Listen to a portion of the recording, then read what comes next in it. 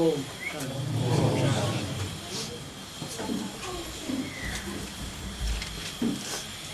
4 जुलाई 1968 का प्रातः क्लास है।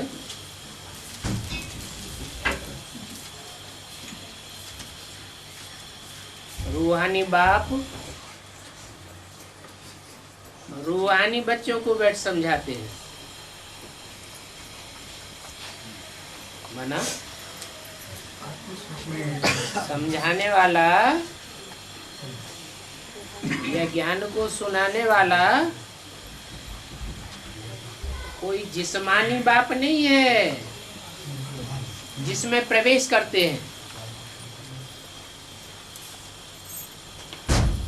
सुनाने वाला समझाने वाला वो बाप है जो सदैव रूहानी है। और समझाते भी किसको हैं? देह अभिमान में रहने वाले बच्चों को नहीं समझाते हैं, वो समझेंगे भी नहीं। जो रूहानी स्टेज में रहने वाले हैं उनको समझाते हैं।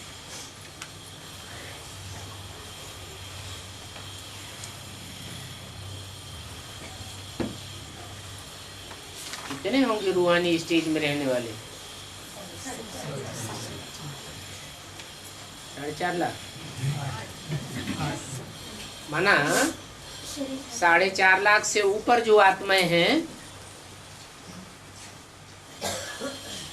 जिनमें कृष्ण की आत्मा भी है, पहला नंबर।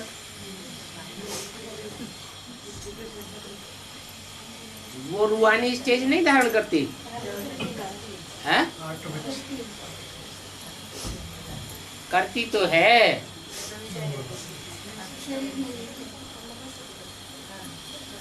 क्योंकि अगर न करती होती तो फिर सूक्ष्म शरीर से गुलजारदारी में ही काम करती। रूहानी स्टेज पकड़ती है तो जरूर रूहानी बच्चों के संग के रंग में भी आती है। तो रूह की स्टेज धारण करने वाले टोटल बच्चे कितने हुए? 9 लाख सितारे आसमान में गाए हुए हैं। 9 लाख हार भी गाया जाता है।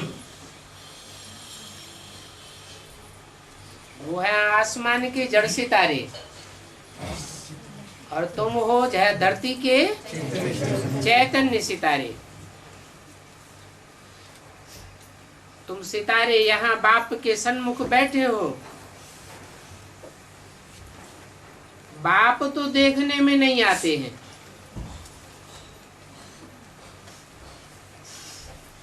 सितारों का जो बाप है, चैतन्य सितारों का बाप, वो इन आंखों से देखने में नहीं आते हैं। बाकी कौन चंद्रमा और कौन सितारे? बच्चों में ही चंद्रमा और बच्चों में ही सितारे। और सभी बाप के बच्चे भी हैं और सजनिया भी हैं, क्योंकि सबको साथ में ले जाएंगे।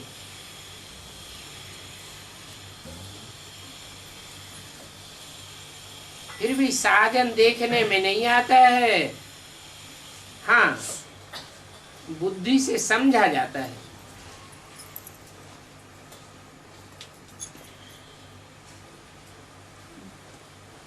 भगवान को इन आंखों से देखा जाता है? नहीं, लेकिन ज्ञान के तीसरे नेत्र से, बुद्धि से जाना जाता है, समझ सकते हैं, जान सकते हैं। तो सभी स्टार्स ऐसे ही देखने में आते हैं जैसे ऊपर में हैं।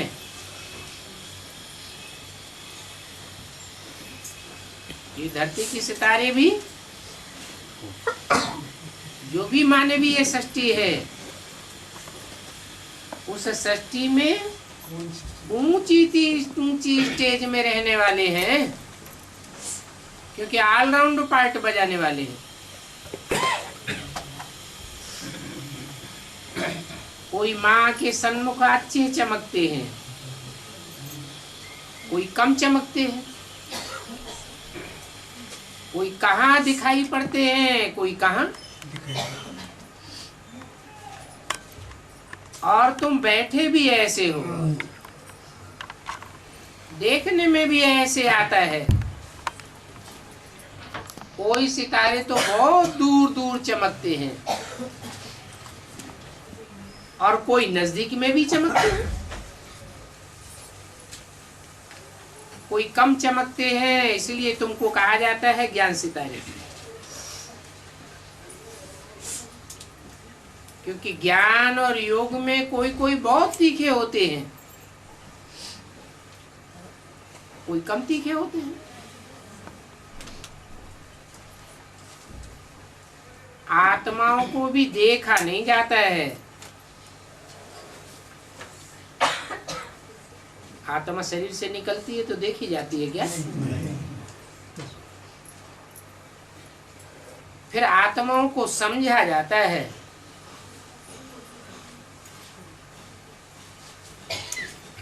क्या समझा जाता है? क्या समझने की बात है कि इस आत्मा का षष्ठी रूपी रंगमंच पर अनेक जन्मों में, अनेक अलग अलग स्थानों में, अलग अलग ग्रुप्स के बीच ये पार्ट है।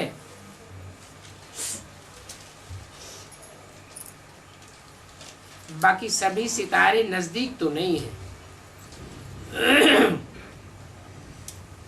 जो जास्ती चमकते हैं वो झट नजदीक में आ जाते हैं। कौन सी चमक है? ज्ञान की चमक में जो जास्ती चमकने वाले हैं वो नजदीक आ जाते हैं, झट देखने में आते हैं, क्योंकि बहुतों का कल्याण करते हैं ना। उन पर बाप की भी नजर जाती है। हर एक सितारे खुद जानते हैं हम कहाँ तक सेवा करते हैं, और ये है रूहानी सेवा, ईश्वरीय सेवा है, जिस्मानी सेवा नहीं है। ईश्वर जो बेहद का बाप है वो बैठ समझाते हैं।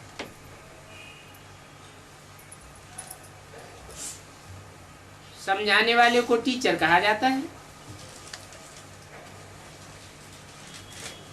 ये भी बताते हैं कि कैसे सेवा करनी चाहिए।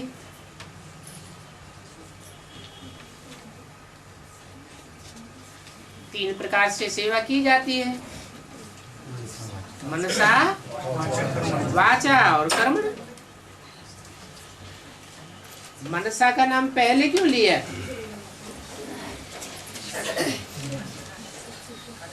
क्योंकि मनसा सेवा में ही ज्यादा शक्ति होती है।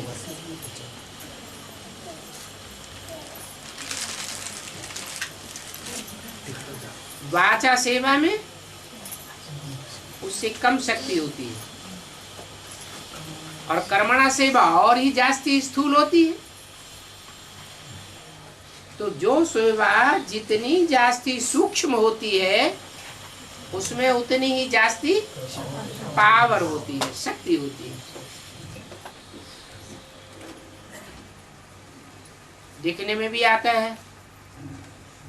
अभी तक यज्ञ में 70 साल हो गए, भाग दौड़ की कर्मणा सेवा कितनी हुई, वाचा सेवा भी बहुत हुई, परंतु रिजल्ट ना के बराबर निकला।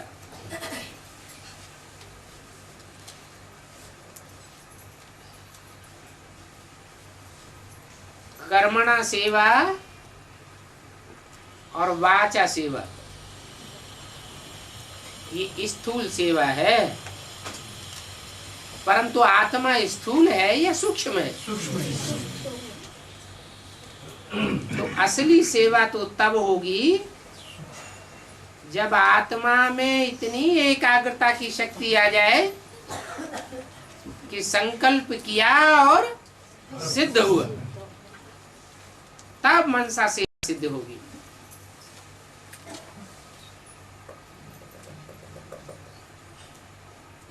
मनसा सर्विस तब हुई है जब सबको शरीर से अलग कराकर बाप को याद किया है।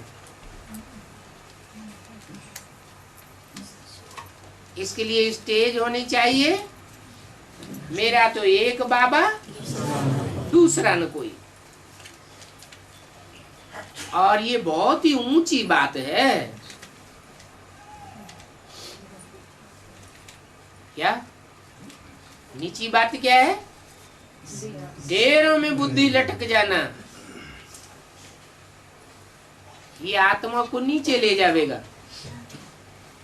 और एक ऊंचते ऊंच में बुद्धि लटक जाए तो ऊंचते ऊंच जाएगा। और भारत में ही ये अक्षर हैं।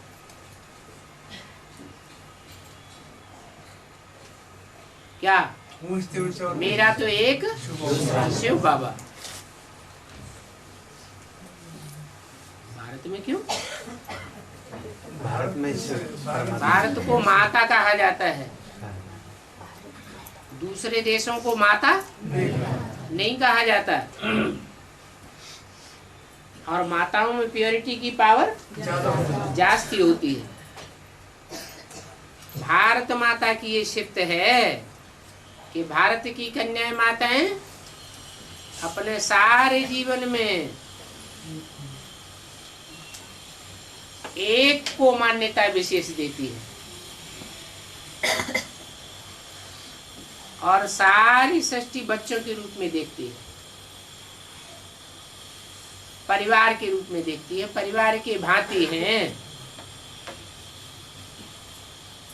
तो अव्यभिचारी दृष्टि बन जाती है। तो भारत में ही ये अक्षर हैं, व्यभिचारी और अव्यभिचारी। और शिव बाबा आते भी हैं अव्यभिचारी दृष्टि और वृत्ति की जहाँ बहुत महत्व दिया जाता है वहीं आते हैं। जहाँ कहते हैं मेरा तो एक दूसरा न कोई, अर्थात सिवाय एक बाप के कोई दूसरे को याद नहीं करते। बाप भी बच्चों को बार बार समझाते हैं कि अपन को आत्मा समझो, आत्मा का कनेक्शन सीधा परमपिता परमात्मा से है। आत्मा ही कहती है मेरा तो एक शिव बाबा दूसरा न कोई। ये ज्ञान मार्ग की बात है। भक्ति मार्ग में तो अनेकों की याद आती रहती है। क्यों? क्योंकि भक्ति आती है रावण से। रावण को अनेक मुख होते हैं और ज्ञान आता है एक राम से। रामलीला दिखाते हैं ना, राम को एक मुख और रावण को अनेक मुख। तो रावण राज्य में अनेकता की ओर बुद्धि जाती रहती है। यहां तो तुमको याद करना है एक को, और दूसरा कोई भी याद ना आवे।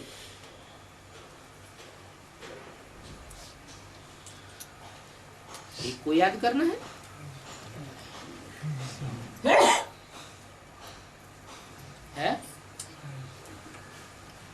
एक को याद करने का क्या मतलब है?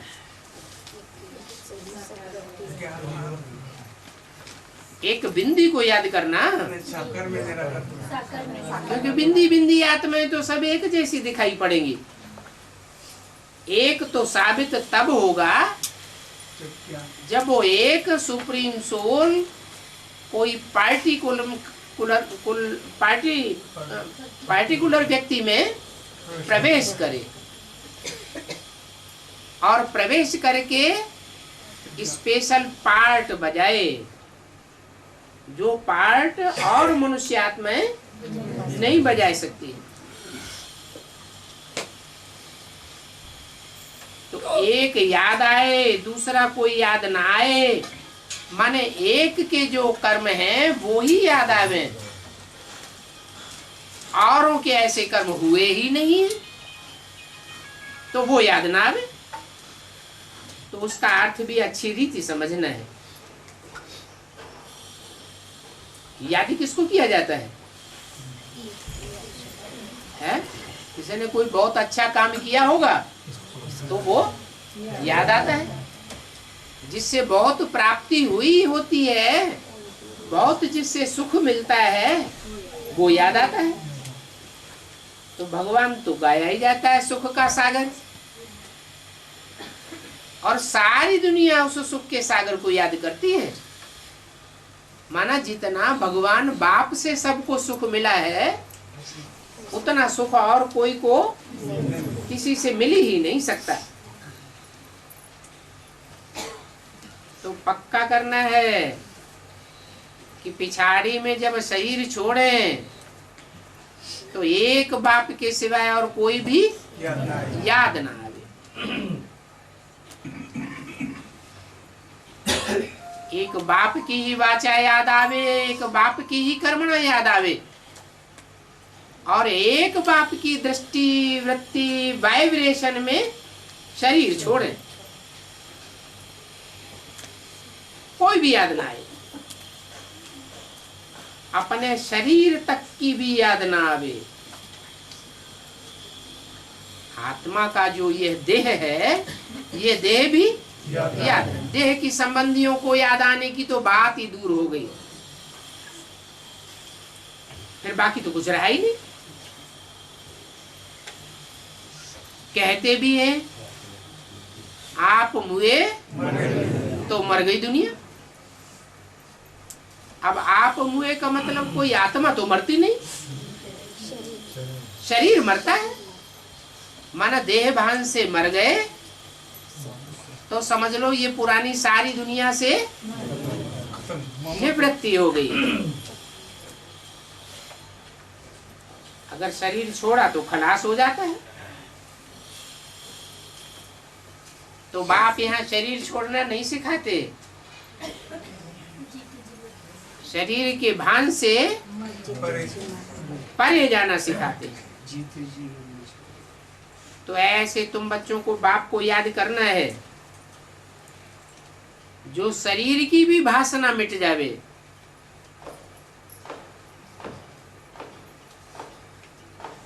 आत्मा तो अविनाशी है और शरीर विनाशी है। विनाशी का मतलब शरीर 5 तत्वों से बनता है, तो 5 तत्व विनाश हो जाते हैं क्या? 5 तत्व तो विनाश नहीं होते, लेकिन 5 तत्व रूप बदलते रहते हैं। और आत्मा जैसे जैसे संस्कारों वाली बनती है वैसे वैसे 5 तत्वों का संघात शरीर उनको प्राप्त हो जाता है। बाकी आत्मा तो अंदरूनी एक ही रूप है, ज्योति बिंदु रूप। शरीरों का रूप बदलता रहता है। तो बदलने वाला है शरीर, 5 तत्व। आत्मा तो सदैव आत्मा ही है। हाँ, आत्मा में स्वभाव संस्कारों का संग का रंग जरूर लगता है।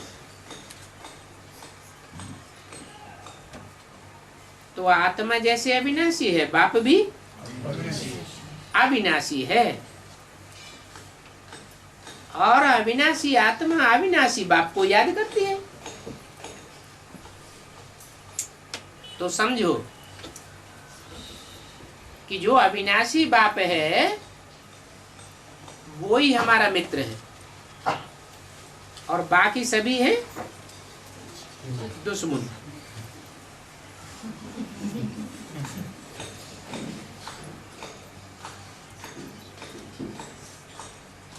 अविनाशी बाप मित्र है।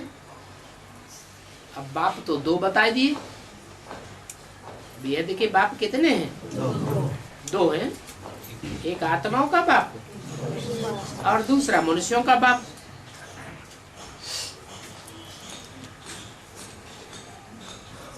उनमें अविनाशी किसको कहें और विनाशी किसको कहें? है? जो मनुष्य आत्माओं का बाप है उसे विनाशी कहें या अविनाशी कहें? वो भी तो ऑलराउंड पार्टधारी है। इस सृष्टि पर सदा कायम कोई नहीं। इस सृष्टि पर सदा कायम एक शिव बाबा ही है। शिव बाप नहीं कहा, शिव बाबा कहा। शिव माना ज्योति बिंदु स्वरूप और बाबा माने साकार।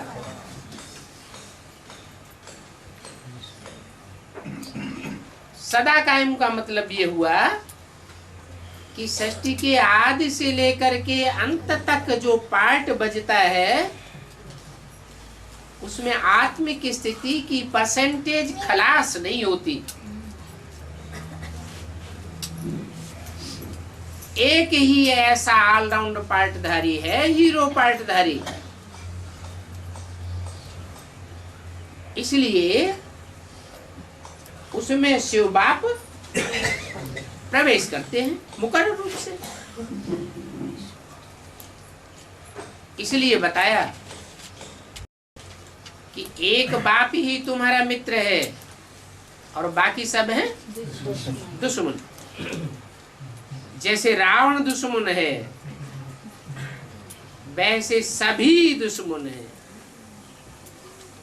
सारी दुनिया कौन संप्रदाय बन गई? रावण संप्रदाय बन गई। ये शरीर भी तुम्हारा दुश्मन है। कैसे? बीमारियां आदि आती रहती है ना, तो दुश्मन हुआ ना। बीमारी शरीर में आती है तो दुख अनुभव होता है या सुख अनुभव होता है? दुश्मन दुख देते हैं और दोस्त सुख देता है। तो इन दुश्मनों को देखना नहीं है क्या? चाहे अपने शरीर हो चाहे पराये शरीर हो, सब दुश्मन बैठे हुए।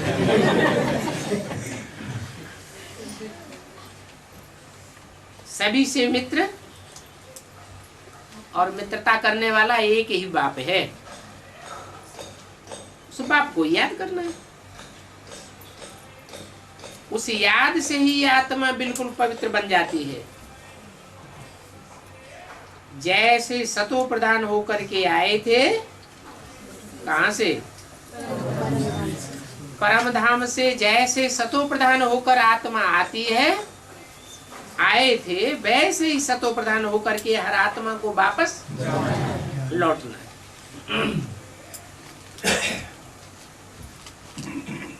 जो जहां से आता है वहां उसे वापस भी लौटना पड़ता है।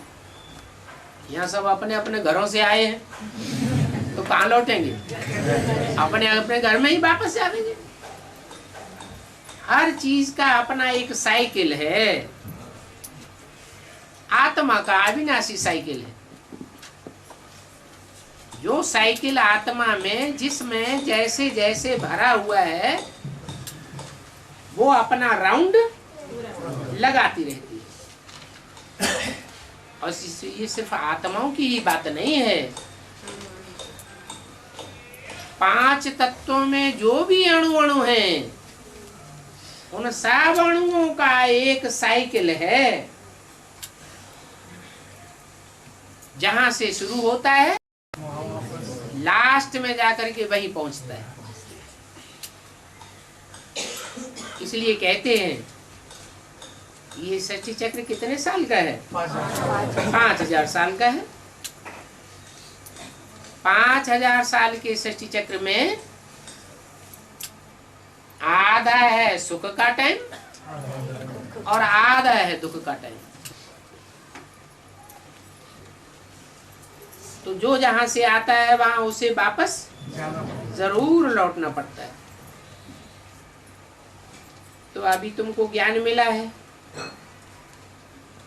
कि हमको वापस जाना है। कहाँ जाना है? बाप के घर जाना है, बाप के पास जाना है। तो अब भटकना नहीं है। क्या भक्ति मार्ग में क्या होता आया? भटकती रही आत्माएं। तो द्वापर युग से तो बहुत भटक गई। कोई इस्लाम धर्म में गिरी, कोई क्रिश्चियन धर्म में गिरी, कोई कहाँ कोई कहाँ। मंदिर मस्जिद गिरजाघर गुरुद्वारे कहाँ कहाँ भटकते रहे, तीर्थों में भटकते रहे। मिला तो कहीं भी नहीं। अभी भटकना नहीं है। क्यों? क्योंकि अभी हमें बाप का पक्का परिचय मिल चुका है। तो आत्मा को अब बाप से मंत्र लेकर के जाना है।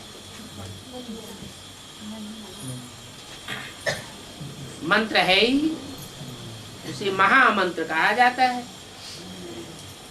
मन मना भव, मत माने मेरे, मना माने मन में, भव माने समाज में। अर्थात मेरे मन की जो स्थिति है वही तेरे मन की स्थिति हो जाए। मेरे मन की स्थिति क्या है? है? जो सिखाए रहा है मन मना भव, उसके मन की स्थिति क्या है?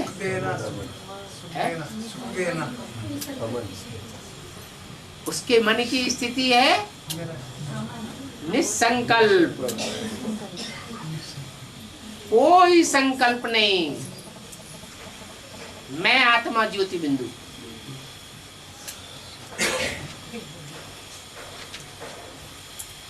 सब चिंताओं से बुद्धि दूर हो जाए। कुछ भी प्राप्ति की इच्छा न रहे। पाना था सो पा लिया। तो ये महामंत्र लेकर के जाना है। इसको कहा जाता है माया पर जीत पाने का मंत्र। नहीं तो माया कहां कहां बुद्धि को भटकाती रहती है।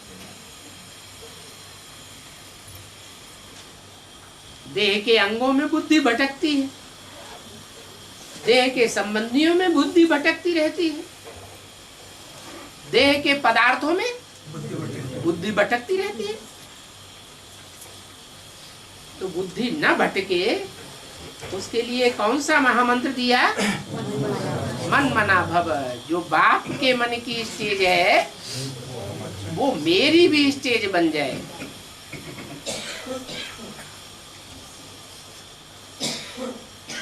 बाप तो है ही निराकारी, निर्विकारी और निरहंकारी। तो हम भी निराकारी निसंकल्प स्टेज में पहुंचेंगे तो हम भी निर्विकारी और निरहंकारी बन जाएंगे। बाप कहते हैं अपन को आत्मा समझ पवित्र होकर के भागना है। क्या? मैं आत्मा ज्योति बिंदु और पवित्र आत्मा हूँ। पवित्र आत्मा किसे कहा जाता है?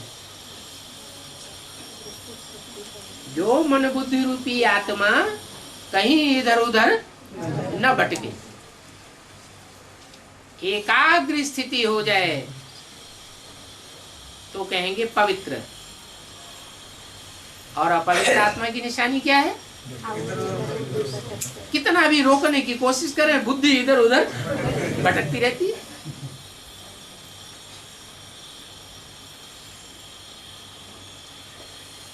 आखिर कितनी भटकेगी?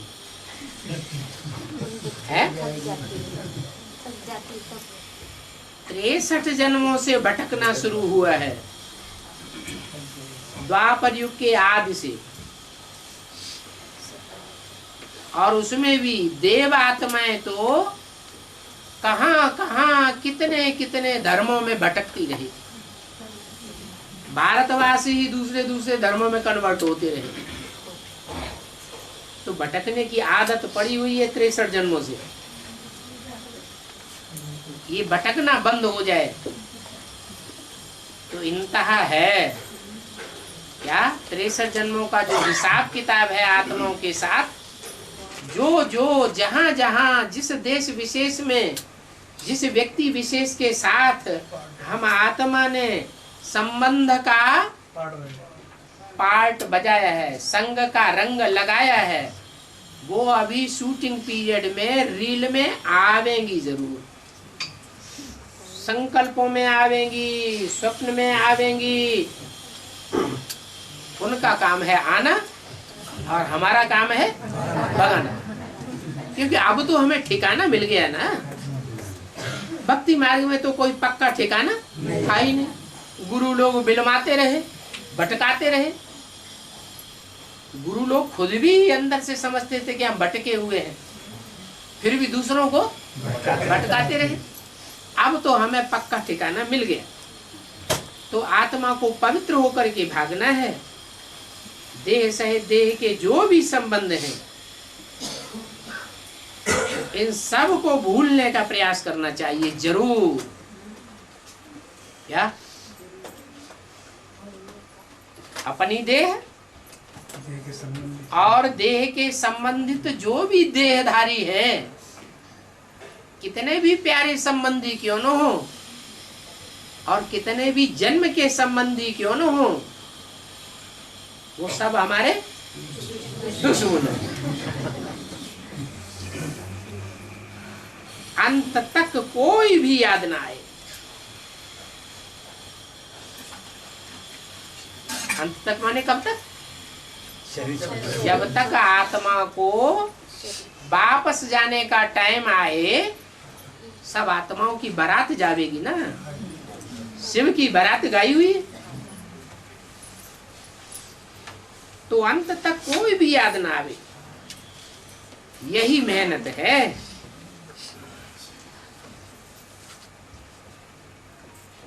बल कोई भी प्यारे ते प्यारा हो, परंतु वो प्यारे ते प्यारा भी याद ना आवे। क्योंकि इस दुनिया में पतित पुरानी दुनिया है, इस पतित पुरानी दुनिया में सबसे प्यारे ते प्यारा कौन लगता है?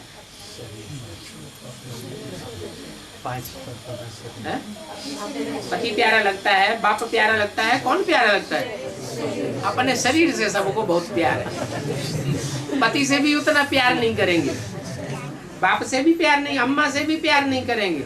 सबसे पहले अपना शरीर प्यारा है। शरीर माने रथ। सबके लिए ये बात लागू होती है या कोई को लागू होती है, कोई को लागू नहीं होती? सबके लिए लागू होती है। तो सब स्वार्थी हुए या परमार्थी हुए? सब स्वार्थी हैं। क्योंकि सबको अपना रथ प्यारा है। पहले नंबर है। कैसा भी रथ हो, काला हो, कलूठा हो, काना हो, कुब्जा हो, लूला हो, लंगड़ा हो, लेकिन अपने रथ के लिए पहले ध्यान देंगे। दूसरों का रथ कितना भी सुंदर हो, लेकिन उसके लिए प्रेफरेंस नहीं देंगे। तो इस दुनिया में सबसे जास्ती प्यारा अपना शरीर लगता है। लेकिन बाप क्या कहते हैं? ये शरीर भी ये प्यारा नहीं है, ये बहुत बड़ा दुश्मन है।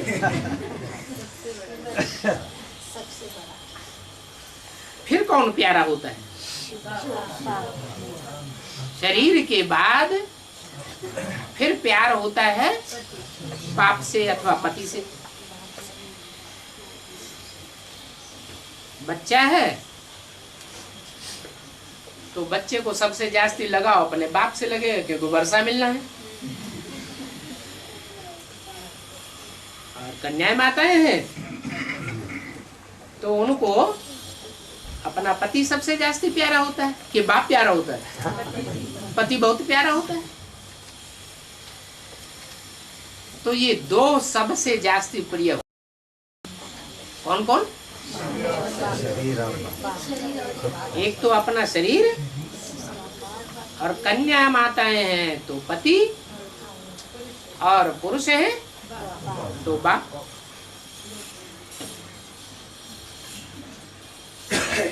बाप जिससे जन्म मिलता है और पति जिससे सारी जीवन बितानी है, जिससे जन्म मिलता है उससे वर्षा भी मिलता है। तो ये संबंध बहुत ही लवली होते हैं, परंतु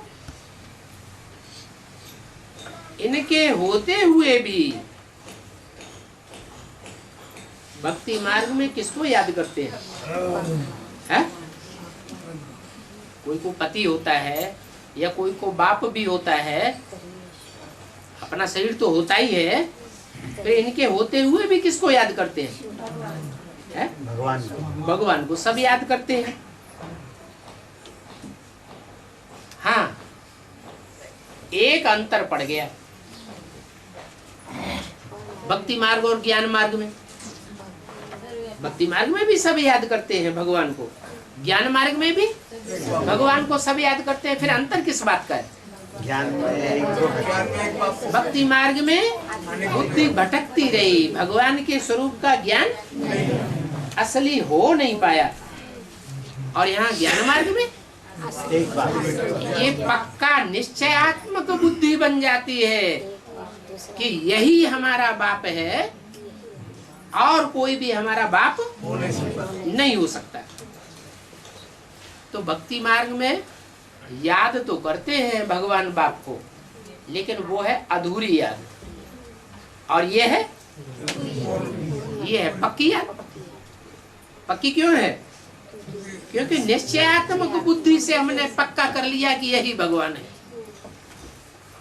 और वहां निश्चय तो होता ही नहीं, क्योंकि पहचान के लिए मिलती नहीं, बुद्धि भटकती रहती है। तो भक्ति मार्ग में समझ पूर्वक याद नहीं करते हैं, और ज्ञान मार्ग में समझ पूर्वक याद करते हैं।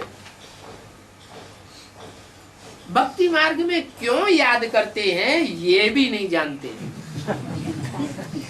याद तो करते रहते हैं, लेकिन क्यों याद करते हैं? अब यहाँ तो हम जानते हैं ज्ञान मार्ग में क्यों याद करते हैं। ये बात बुद्धि में बैठ जाती है कि वो हमारा बेहद का बाप है। हद के बाप से हद का वर्षा मिलता है और बेहद के बाप से बेहद का वर्षा मिलता है। भक्ति मार्ग में कहते हैं हे भगवान, हे राम,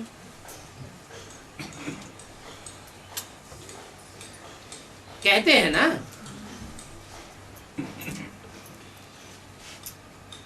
क्यों कहते आए?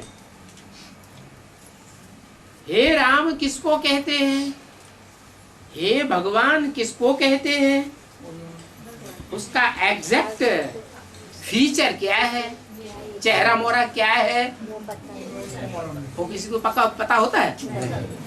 चित्रकारों ने एक चित्र बना दिया तो उसको रामबन समझ लिया, दूसरे चित्रकारों ने दूसरा चित्र बना दिया, चेहरा बना दिया तो उसको समझ लिया। तो किसको कहते हैं कुछ भी पता नहीं। और ये भी अच्छी रीति कहते हैं बाबा आप जब आवेंगे तो हम जरूर आप पर बारी जाएंगे।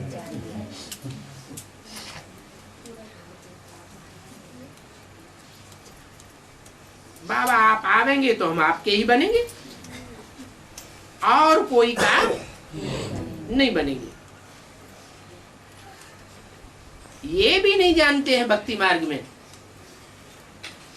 कि बाप के उस एग्जैक्ट स्वरूप की याद करने से ही हमारे पाप भस्म होंगे। और रूपों को याद करेंगे तो पाप बढ़ सकते हैं लेकिन भस्म नहीं होंगे। परंतु यह बात और कोई बाप के सिवाय समझाए भी नहीं सकता, और बाप ही अभी भी समझाते हैं।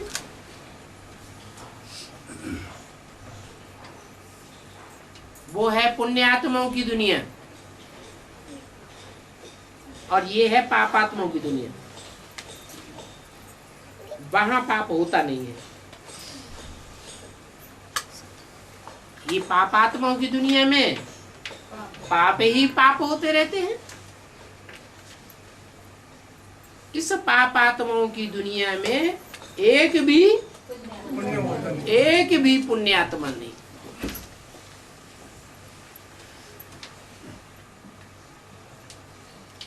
पुण्यात्मा पापात्मा कहा तो जाता है ना,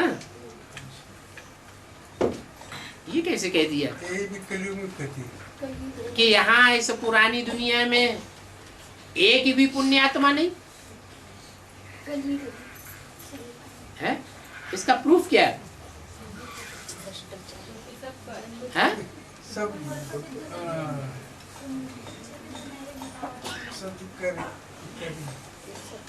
एक भी पुण्यात्मा इसलिए नहीं बोला कि यहाँ सब एक दूसरे को कुछ न कुछ दुख जरूर देते हैं।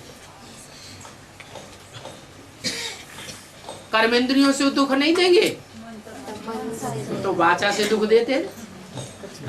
चलो वाचा और कर्मेंद्रियों दोनों से कोई दुख न देता हो, जंगल में रहता हो,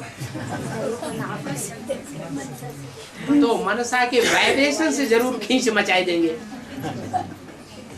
सन्यासी हैं, भले जंगल में रहते हैं, फिर भी उनको कोई न कोई याद आता रहता है। तो जिसको याद करेंगे उसकी आत्मा भी खींचेगी कि नहीं खींचेगी? तो दुख देना हुआ ना। तो एक भी ऐसा नहीं है जो पुण्यात्मा हो। कहाँ? इस पुरानी दुनिया में। और जहाँ पुण्यात्माओं की दुनिया होती है वहाँ एक भी ऐसा नहीं है जो पापात्मा हो। क्यों? क्योंकि वहाँ सब आत्मिक स्थिति में स्थित रहने वाले होते हैं। एक भी रथ की स्थिति में, रथ की याद में रहने वाला नहीं होता। बाकी पुण्य परमात्मा नहीं कहा जाता क्या? या पाप परमात्मा नहीं कहा जाता।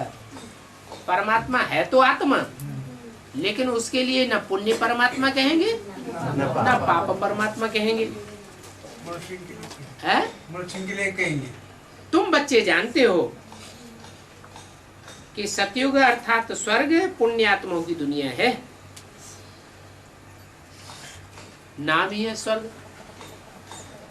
क्यों नाम पड़ा? स्वस्थिति में गया तो स्वर्ग बन गया। ये हर आत्मा की बात है।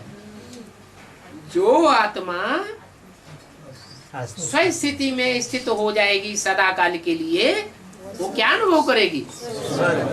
दुनिया में कितनी मार काट मची हुई हो, कितना भी विनाश बर्पा हो रहा हो, लेकिन वो स्वर्ग में अनुभव करेगी, नरक में दुख में अनुभव नहीं करेगी। मुसलमानों के ग्रंथों में भी लिखा हुआ है क्या?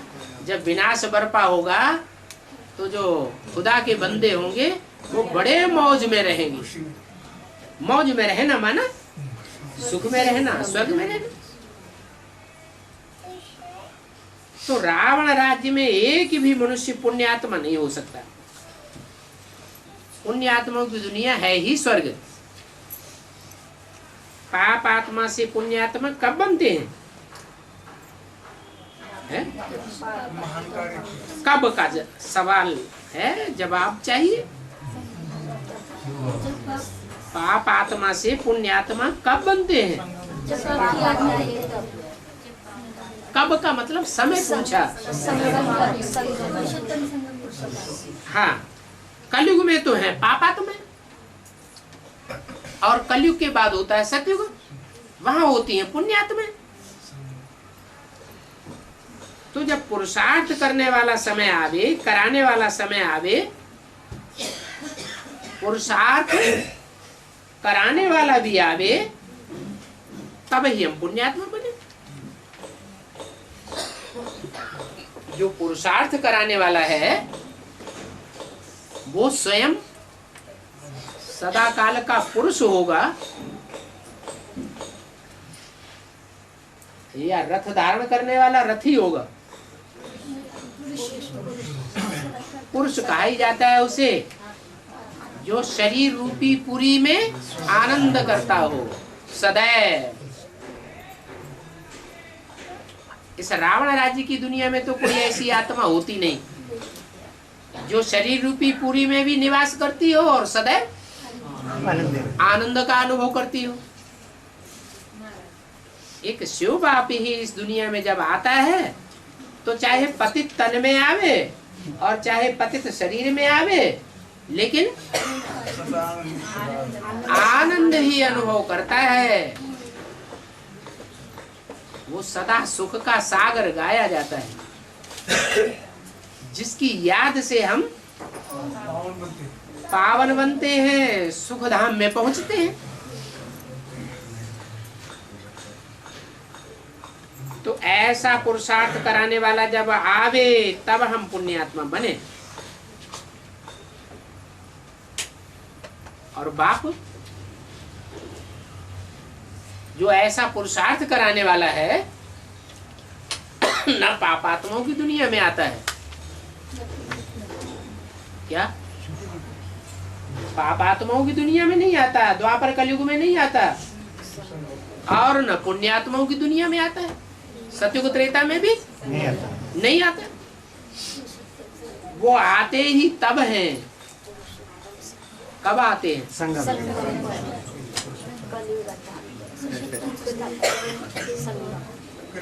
में आते हैं। तो कब हुआ?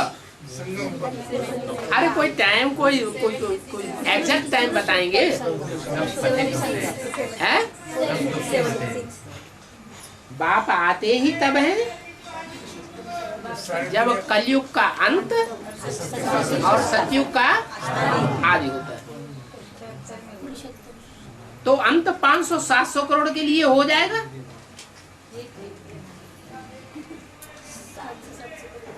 या एक के लिए पहले होगा? 500-700 करोड़ तो एकदम नहीं पुण्यात्मा बन जाएंगे, और बनते भी नहीं। तो जरूर एक आत्मा है जो सतयुग के आदि से लेकर के कलयुग के अंत तक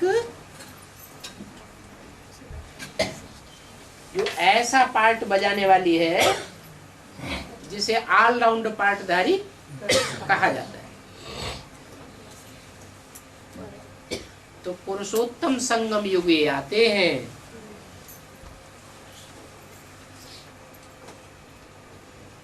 उस टाइम को पुरुषोत्तम संगम युग नाम क्यों दिया? सन 75 को क्यों नहीं पुरुषोत्तम संगम युग टाइम दिया, या 36 से लेकर के 75 तक पुरुषोत्तम संगम युग नाम क्यों नहीं दिया? क्योंकि पुरुषों में उत्तम प्रत्यक्ष ही नहीं होता। जो भी पुरुष मात्र हैं उनमें उत्तम पार्टधारी कौन है, ये बात साबित नहीं होती। कोई कहे ब्रह्मा है, तो ब्रह्मा होता तो उसके मंदिर होते, पूजा होती, मूर्तियां बनती, लेकिन ब्रह्मा का तो मंदिर भी नहीं, मूर्तियां भी नहीं, पूजा भी नहीं। तो जरूर उत्तम ते उत्तम पाठधारी ब्रह्मा नहीं है। जो उत्तम से उत्तम पाठधारी होगा उसका तो जरूर गायन होना चाहिए पुरुषोत्तम। और वो एक ही व्यक्ति गायन होता है, नारायण। पुरुषों में उत्तम पाठधारी नारायण को कहा जाता है पुरुषोत्तम, और तो कोई को पुरुषोत्तम नहीं कहा जाता। और उस पुरुषोत्तम की ये विशेषता है पाठधारी की कि दुनिया में और सबकी ग्लानि है, 33 करोड़ देवताओं की भी ग्लानि है, भगवान की भी ग्लानि कर देते हैं, लेकिन पुरुषोत्तम की शास्त्रों में कोई ग्लानि नहीं है। तो बाप ऐसे पाठधारी में जैसे ही आते हैं वैसे ही पुरुषोत्तम युग शुरू हो जाता है। तो बाप आकर के पुण्यात्मा बनाते हैं। कौन सा बाप? सुप्रीम सोल बाप आते हैं। कहां से आते हैं? आत्माओं के लोक से आते हैं। और किस में आते हैं? जो पुरुषों में उत्तम पाठधारी पुरुषोत्तम है उसमें जब आते हैं और उसको पाप आत्मा से पुण्यात्मा बनाते हैं, बनाने के लिए आते हैं। जब नंबरवार पुरुषार्थ अनुसार पुण्यात्मा बन जाते हैं तब बाप पापात्माओं की दुनिया खत्म कर देते हैं। ऐसे नहीं है कि 7 पुरुषोत्तम पुरुषों में उत्तम उत्तम सभी बन जाएंगे, नहीं, नंबरवार 1 नंबर से लेकर के और कितने 9 लाख पुण्यात्मा है और नहीं है। त्रेता के अंत में जो आत्मा जन्म लेगी अंतिम जन्म में वो पापात्मा होगी, वो पुण्यात्मा होगी। तो जब नंबरवार पुरुषार्थ अनुसार पुण्यात्मा बन जाते हैं तो पापात्माओं की दुनिया खत्म कर देते हैं। पुण्यात्माओं की दुनिया की स्थापना हो जाती है। इसको कहा जाता है नई दुनिया। अभी तुम सब पुरुषार्थी हो। किसके अर्थी हो?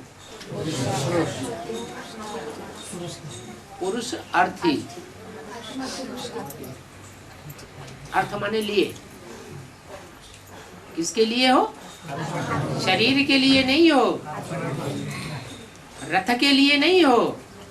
तुम जो भी कर्म करते हो वो किसके लिए करते हो? पुरुष माने आत्मा, जो शरीर रूपी पुरी में शयन करने वाली आत्मा है उसके लिए तुम कर्म करते हो। सोचते हो किसके लिए? आत्मा के कल्याण के लिए। मुख से वाचा निकालते हो किसके लिए? आत्मा के कल्याण के लिए। और कर्मेंद्रियों से जो भी कर्म करते हो शरीर के सुख के लिए नहीं होना चाहिए। किसके लिए? आत्मा के कल्याण के लिए। तो अभी तुम पुरुषार्थी हो। इस समय ही बाप को तुम याद करते हो। तुम जानते हो बाप आते ही हैं पुरुषोत्तम संगम युग पर। क्या साधारण संगम में नहीं आते कि सतयुग त्रेता के संगम पर, द्वापर कलयुग के संगम पर या त्रेता द्वापर के संगम पर आ जाए। नहीं, कब आते हैं? जब पुरुषों में उत्तम बनने वाले नंबरवार प्रत्यक्ष होते हैं। कब से प्रत्यक्ष होते हैं? जो मुरली में बोला लक्ष्मी नारायण का जन्म कब हुआ? आज से 10 वर्ष कम 5000 वर्ष हुए। सन 66 की वाणी है। तो साबित हो जाता है कि सन 76 में पुरुषों में उत्तम बनने वाली आत्मा प्रत्यक्ष हो जाती है ब्राह्मणों की दुनिया में। तो सभी उनको याद करते हैं क्योंकि दुखी हैं, आपदाएं सामने खड़ी हुई हैं। और याद भी कौन करते हैं? पुण्यात्मा या पापात्मा? पापात्मा ही याद करती है। पुण्य आत्माओं को तो बाप को याद करने की दरकार ही नहीं है। ये है पापात्माओं की दुनिया। तुम पुरुषार्थ कर रहे हो पुण्य आत्माओं की दुनिया में जाने के लिए। अभी कहाँ है? पाप आत्माओं की दुनिया में पड़े हुए हैं और खुद भी क्या है? पाप आत्मा है। बाप कहते हैं तुमने जो भक्ति मार्ग में अंजाम किया है, क्या? बाबा हे भगवान, आप जब आवेंगे तो हम आप पर बाहर ही जावेंगे। अच्छा, बाहर ही तो जावेंगे, लेकिन भक्ति मार्ग में याद क्यों करते हैं? जब मालूम ही नहीं है तो याद किसको करते हैं? इससे साबित होता है कि नहीं आया है, तभी तो कहते हैं कि आप पर बारी जावेंगे जब आप आवेंगे। माने असली रूप में भक्ति मार्ग में मिला ही नहीं है, और जब असली रूप में मिलेगा तो हम आप पर बारी जावेंगे। तो जो अंजाम किया है भक्ति मार्ग में 63 जन्मों में, वो अंजाम अब पूरा करना चाहिए ना। है? बारी जाने का मतलब क्या है? भक्ति मार्ग में जैसे थाली में रख करके सर के ऊपर घुमाए देते हैं, बस वो बारी जाना हो गया है। बारी जाने का मतलब तन से पूरा अर्पण। जो भी टटा पूंजिया है, धन है, वो भी पूरा अर्पण। जो भी वाचा की शक्ति है, कोई में ज्यादा है, कोई में कम है, वो पूरी वाचा की शक्ति ईश्वरीय सेवा में अर्पण कर दे। जो भी मन की पावर है, वो मनसा की सारी पावर उसे ईश्वर के कार्य और ईश्वर की बनाई हुई नई दुनिया के मनन चिंतन मंथन में, ईश्वरीय सेवा की प्लानिंग में मनसा की पावर लगा दे।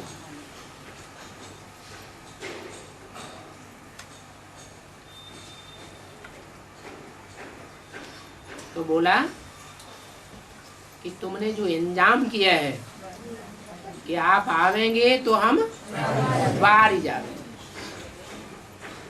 अब बाप आए हुए हैं तो अपन को देखना है कि 63 जन्म हमने जो अंजाम किया है कितना पूरा किया है।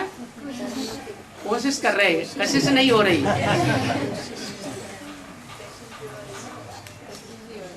कोई अंजाम करे, प्रतिज्ञा करे और प्रतिज्ञा पूरी करने में 70 साल लगा दे, तो धोखेबाज कहेंगे, दगाबाज कहेंगे या नहीं कहेंगे? नहीं कहेंगे। क्यों? कर रहे हैं, मरते मरते करते ही रहेंगे।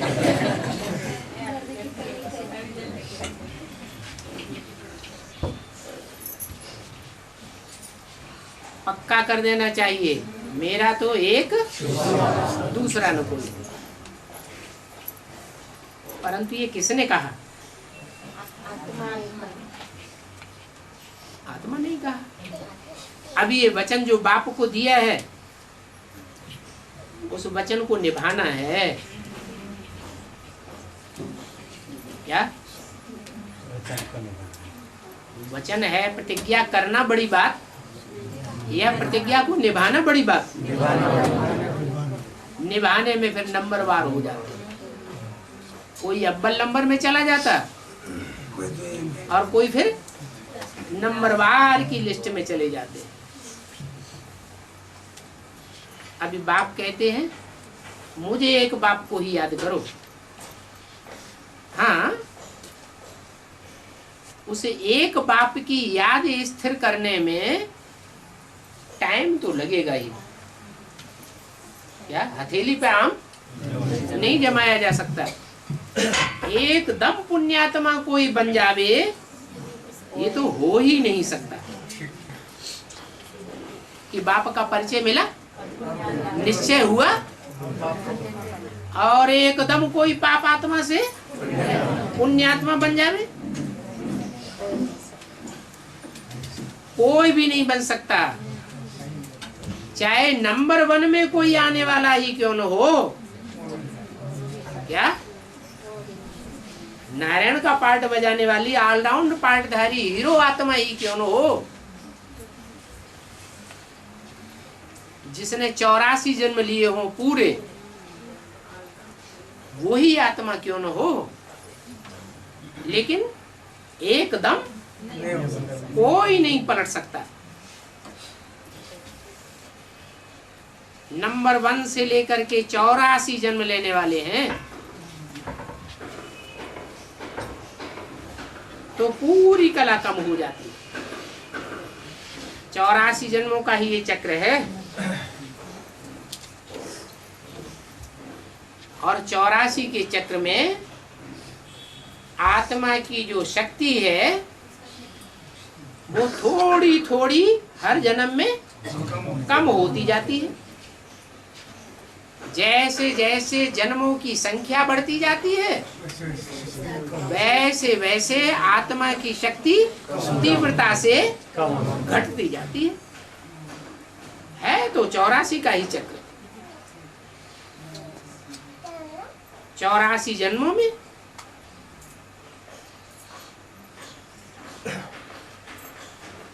जो भी 84 जन्म हैं, उन 84 जन्मों में बाप को जानते ही नहीं। जानते हैं? 84 जन्मों में बाप को जानते ही नहीं। कब जानते हैं? जब 84 जन्म पूरे होते हैं, तब बाप की पहचान होती है। तो देखो,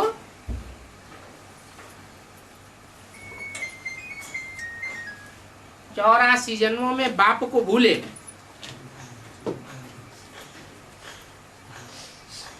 अपनी आत्मा के स्वरूप को भूले, जो आत्मा का स्वरूप सो बाप का स्वरूप, तो दुख मिलना शुरू हो जाता है।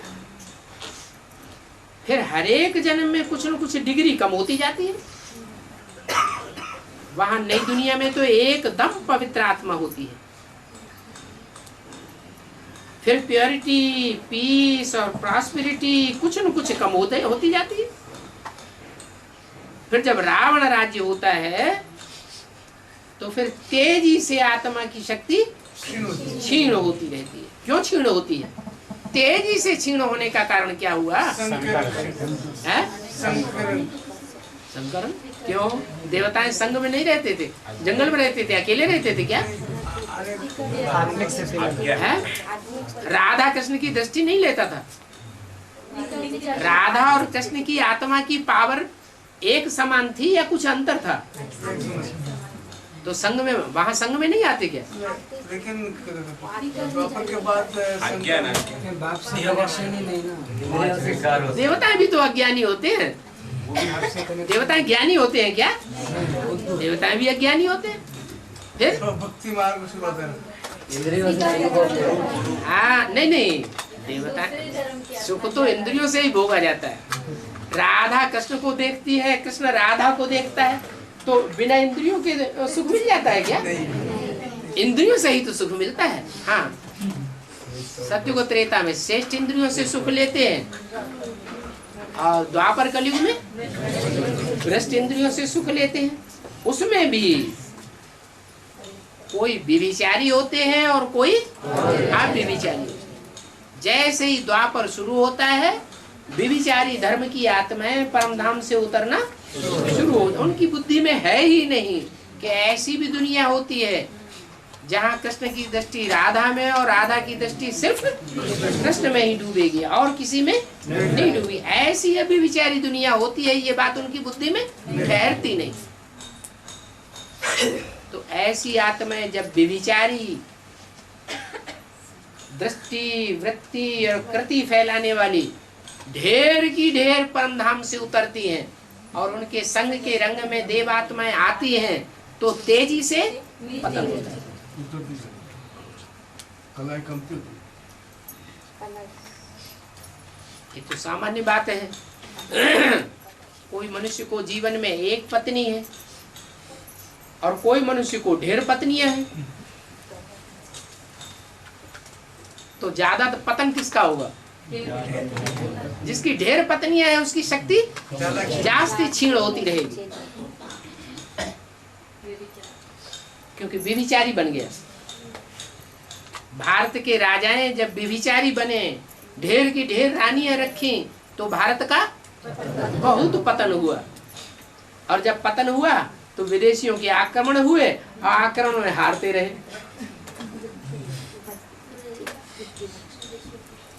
द्वापर युग में तो इतने आक्रमण नहीं हुए थे। कब आक्रमण हुए?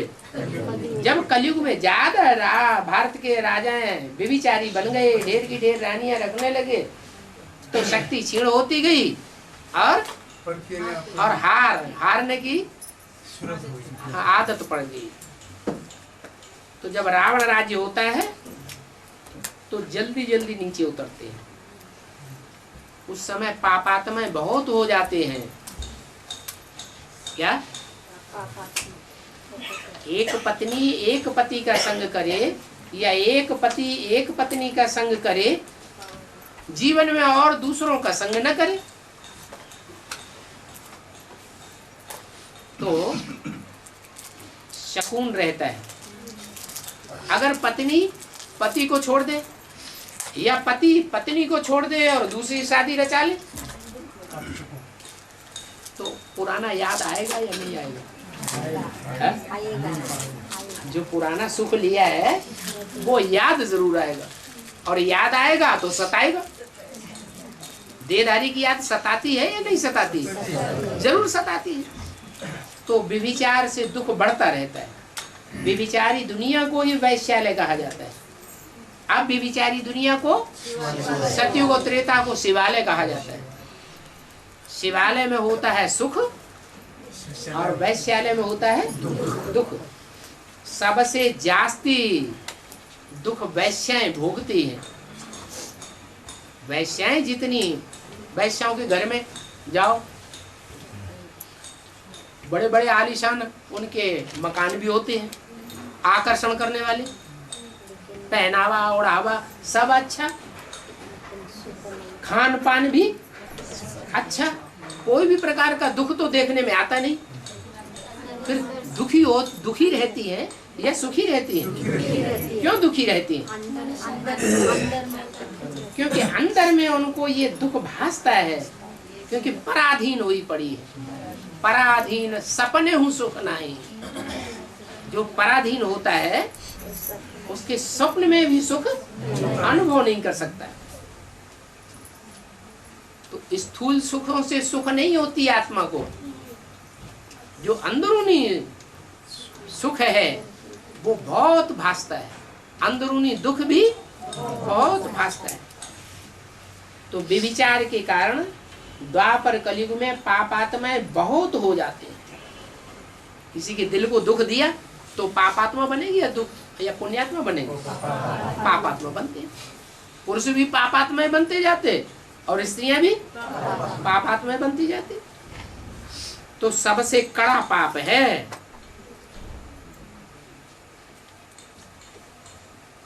क्या? दुख देना। सबसे कड़ा पाप है बाप को सर्वव्यापी कहना। क्या भारत में मान्यता है ना, एक पति परमेश्वर, फिर दूसरी शादी कर ली तो दूसरा पति परमेश्वर, तो सर्वव्यापी हुआ या एक व्यापी हुआ? सर्वव्यापी हो गया। तो सबसे कड़ा पाप है सर्वव्यापी कहना, क्योंकि देह अभिमानी बन जाते हैं ना। गिरते गिरते अभी आकर के तुम्हारे 84 जन्म पूरे हुए।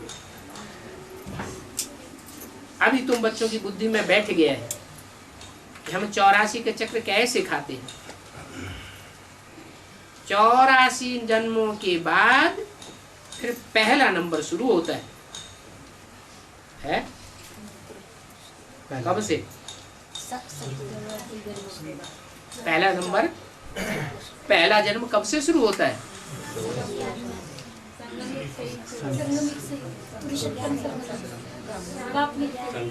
है पहले पहले तो शुरू होता है पहली आत्मा का, फिर बाद में नंबर बार दूसरी आत्मा है जिनका पहला जन्म शुरू होता है। ओम